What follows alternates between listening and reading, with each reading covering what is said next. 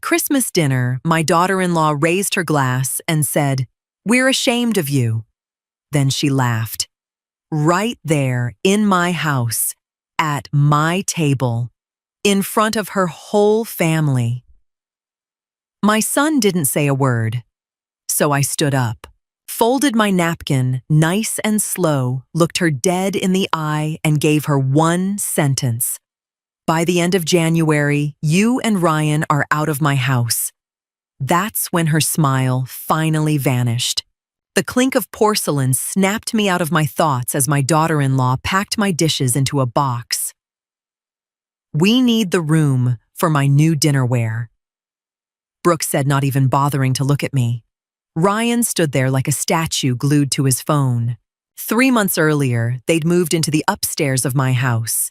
It was supposed to be temporary, just until they got back on their feet and saved some money. I'd said yes to help them out. What I hadn't signed up for was becoming a guest in my own home. I stared at the box, then at Brooke.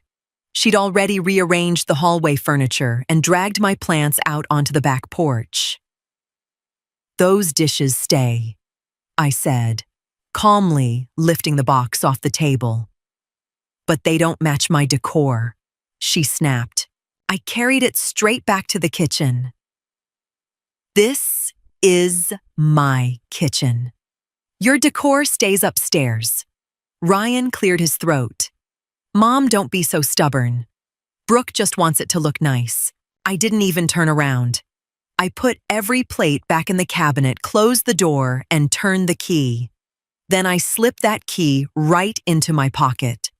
Brooke's mouth fell open a little. She wasn't used to hearing the word no. "If you two want your own stuff in the kitchen, you can use the shelf in the upstairs hallway," I said, while pouring myself a cup of coffee. No yelling, no fight, just facts. Brooke shot Ryan a furious look. He just shrugged helplessly. From that day on, the whole vibe in the house shifted.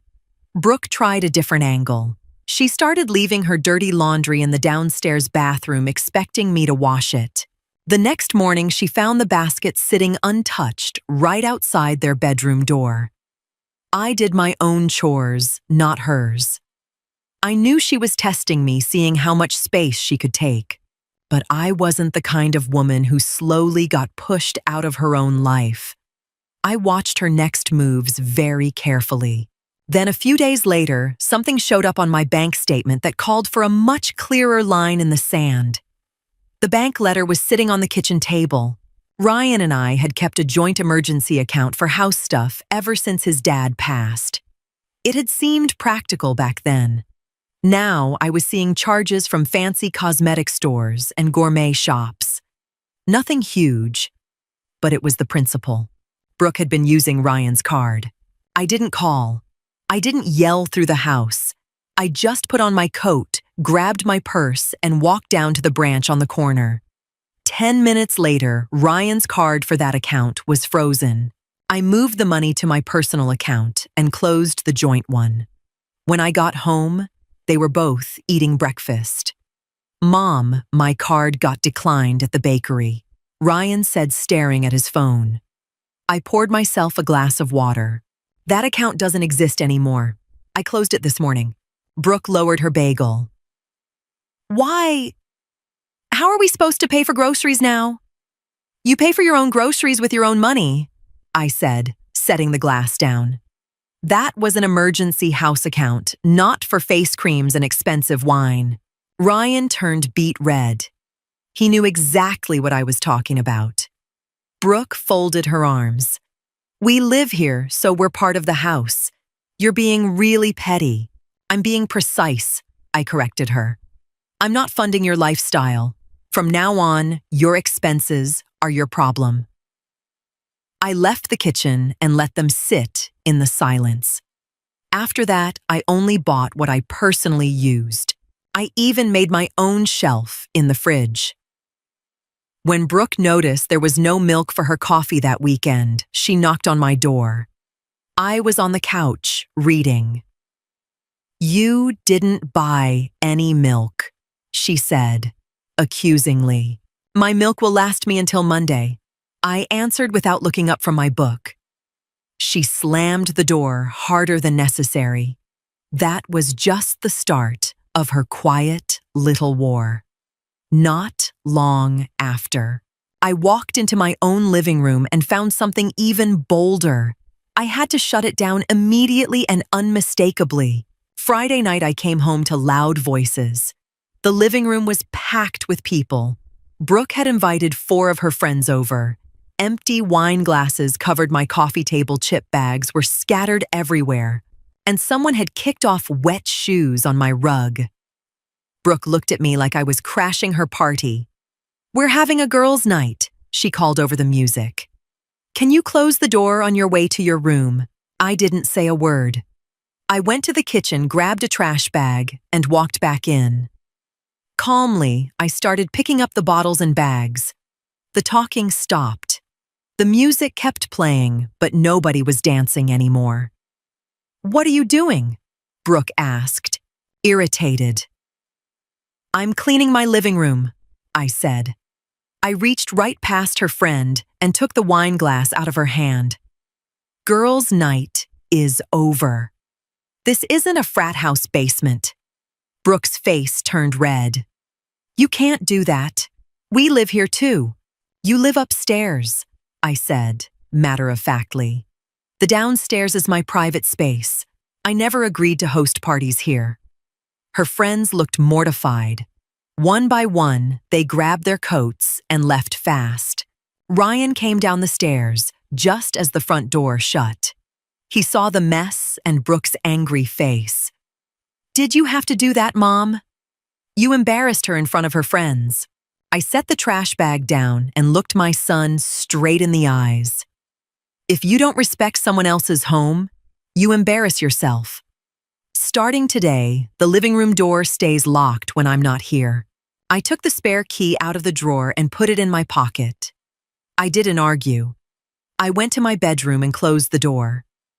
The next day, the house was icy. Brooke wouldn't speak to me. She probably thought the silent treatment would make me cave. She didn't realize her silence was actually a gift. But then, the first of the month rolled around, and with it came a brand new, completely ridiculous demand about the utility bills. Something had to give, and soon. The envelope for the water and electric share was missing. Ryan and Brooke didn't pay rent, but they'd promised to cover a third of the utilities. On the third, they were eating dinner when I brought it up. "Ryan, the envelope isn't here," I said, putting my fork down. He avoided my eyes. Brooke jumped in. "We're saving for a trip to Mexico. Since we're family, we figured you could cover the bills this month. You've got your pension." I looked at her for a second. She really thought she was smart. "My pension isn't your vacation fund," I said. "The utilities need to be paid by tomorrow." "But we already bought the plane tickets," Ryan whined. "Money's tight this month." "Then cancel the flights," I said, evenly. "Or take shorter showers." Brooke let out a short, harsh laugh. "You're not really going to make us pay for water while you sit alone in this huge house. That's ridiculous." I stood up, put my plate in the dishwasher, and dried my hands. I knew exactly where they kept the spare key to my SUV. Since Ryan had sold his car, they'd been using mine for big shopping trips. Without another word, I walked into the hall, took the car key off their hook, and added it to my own ring. A little later, Ryan stood in the hallway, looking confused. "Mom, where's the key for the Explorer?" "It's on my ring," I called from the living room. "The car stays parked. Gas and wear and tear cost money. Since you're short on cash, I don't want to tempt you." 10 minutes later, the exact envelope was on the kitchen table. Ryan stormed upstairs without a word. Brooke just glared at me from the stairs. The battle lines were crystal clear now. But December was coming fast, and Brooke obviously had her own big plans for Christmas and my house plans that didn't include me and turned everything upside down. I was more than ready for that night. December brought snow and Brooke's need for control at full blast. Normally, I decorated, simply roasted a turkey, and invited my sister over. This year, Brooke put up a giant, tacky plastic tree in the hallway. At breakfast, she announced her parents and brother were coming on Christmas Eve. "It's going to be modern this year," she said, smoothing a wrinkle in the tablecloth. "I'm cooking. Sushi, then a vegan course. We're moving with the times." I sipped my tea. She hadn't asked if her family could celebrate in my house, she'd just told me. "Fine," I said. Ryan looked surprised. He'd probably expected a fight. "You're okay with it, if Brooke wants to cook and host her family." "That's her business," I answered calmly. What I didn't say, I wasn't lifting a finger. In the weeks leading up to Christmas, Brooke was in overdrive, cleaning, ordering expensive decorations, running around stores. Several times, she asked me to sign for packages or clean the downstairs windows.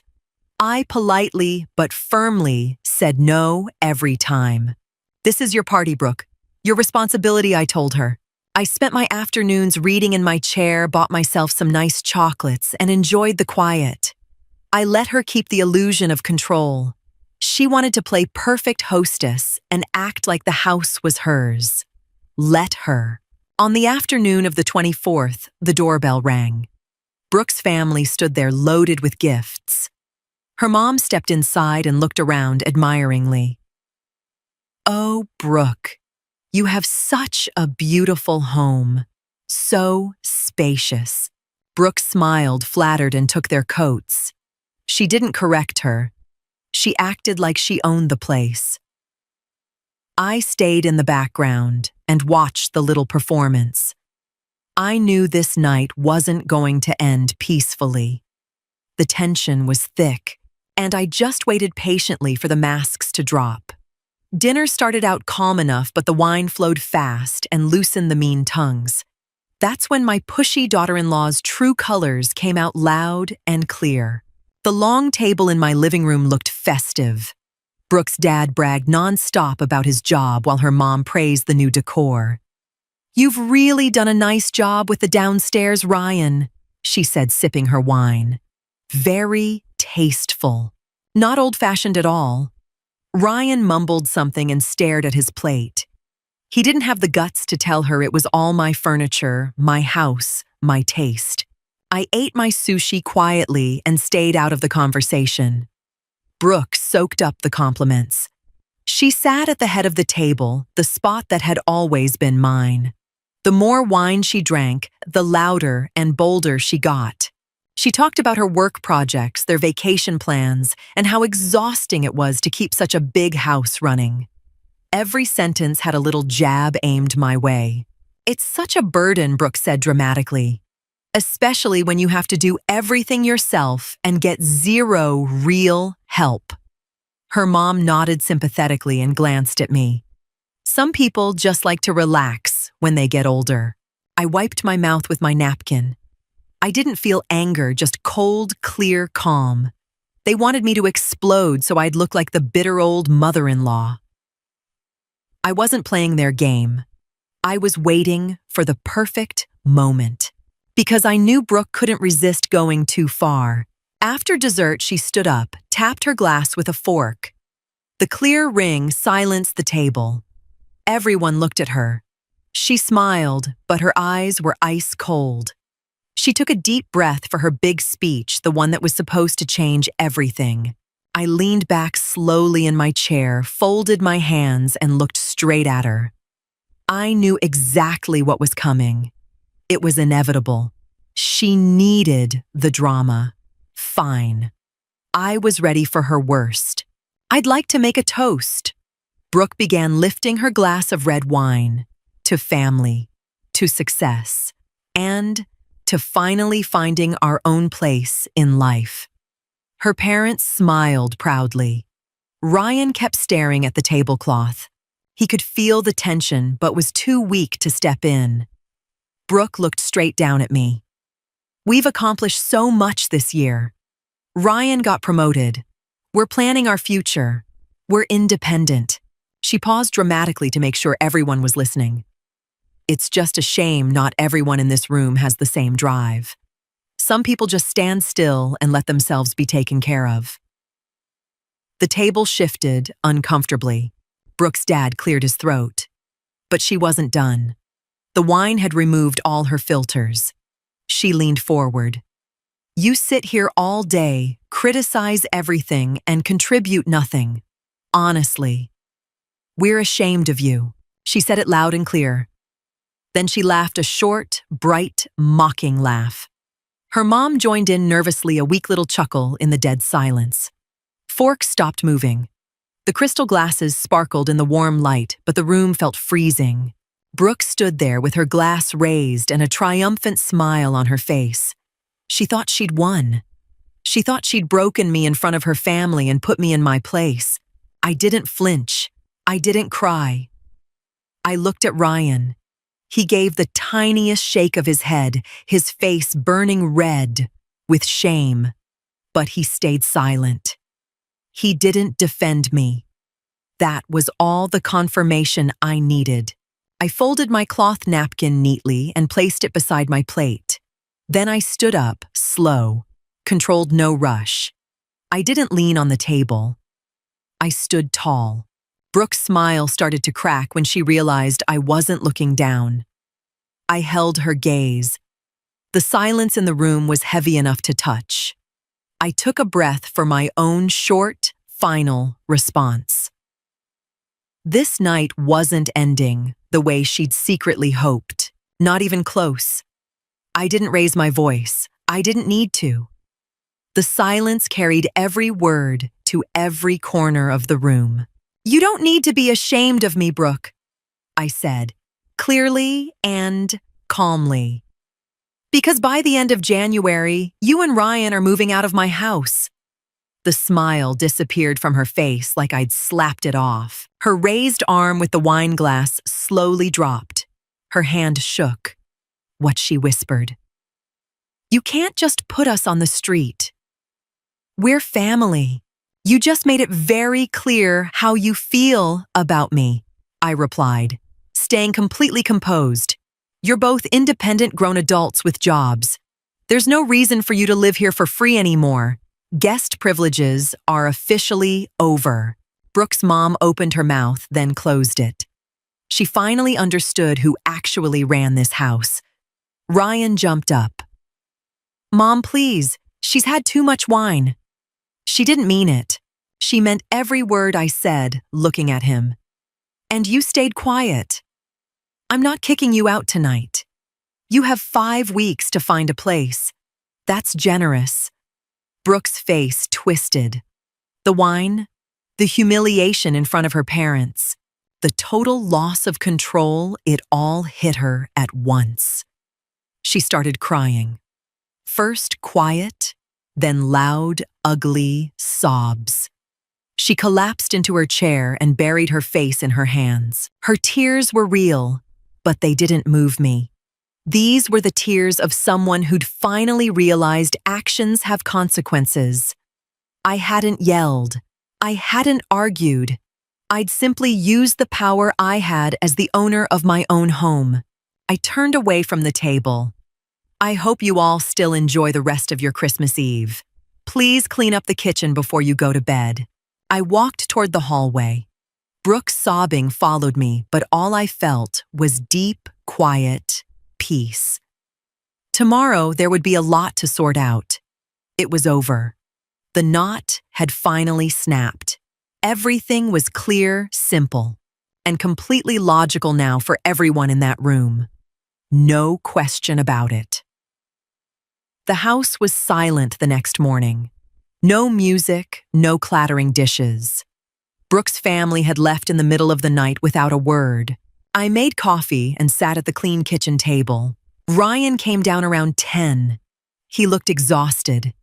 He sat across from me and rubbed his eyes. Mom, can we talk? Brooke's already packing boxes upstairs. She thinks you're really kicking us out.